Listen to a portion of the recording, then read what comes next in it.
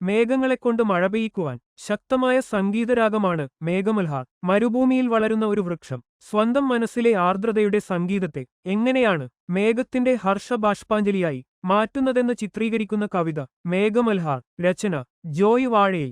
ആലാപനം സാരംഗി എസ്. മരുവനമിതിൽ കള്ളിമുൾക്കാടുകൾ മുരളുമുഷ്ണ സഞ്ചാര പഥങ്ങളിൽ മരുവിടുന്നു നിശബ്ദയായി ധ്യാനൈക നിരതയായി നീ വല്ലരി നിത്യവും. അരികിലാരുമില്ലിങ്ങൊരു കൂട്ടിനായി ഒരു മുകിലിടയ്ക്കെത്തുന്നതെന്നിയെ അവനൊരുത്തിലുണ്ടൊത്തിരി സ്നേഹവും കരുതലും വരൾ പാത താണ്ടുമ്പോഴും തരളമുള്ളിൽ മുഴങ്ങുന്നതുണ്ടൊരു സരളഗീതിക സാന്ത്വനം മാതിരി. സകലരും മുഖം കൂർപ്പിച്ചു മൗനമായി കഴിയുമീ വെയിൽ കാട്ടിലുമോമനെ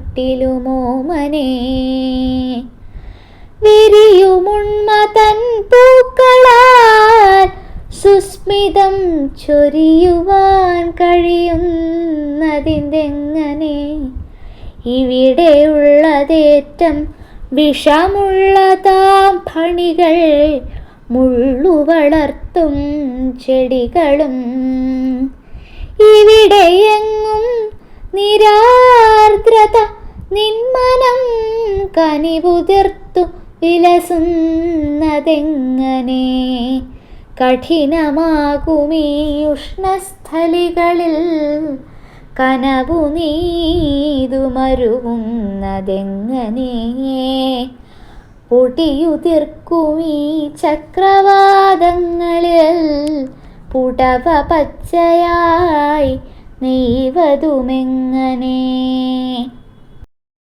മുകുളമൊന്നു വിരിയുന്ന മാതിരി തളിരു കൺമുന നീട്ടുന്ന മാതിരി തരളമായി മൊഴിഞ്ഞിടുന്നു നീരവം തരുണവല്ലി തൻ വാഴ്വിൻ്റെ വിസ്മയം.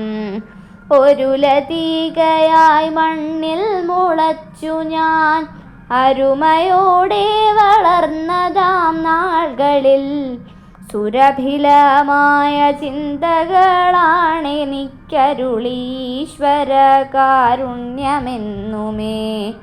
നിനവുകളാർന്ന സൗരഭ്യമെങ്ങുമേ പടരുവാനായി പൂക്കുന്നതാണു ഞാൻ. മനമതിലാർന്നൊരാർദ്രത എന്നിലെ തളിരുകളായി കിളിർക്കുന്നു നിത്യവും. പരുഷതയുള്ളിലില്ലായ്ക മൂലമെൻ തനുവിലെങ്ങും മുളച്ചീല മുള്ളുകൾ. മരുവനത്തിൻ്റെ കാഠിന്യമെന്നുടെ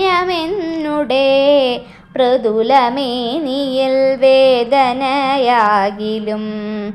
അതു മനസ്സിൽ കടക്കുവതില്ല.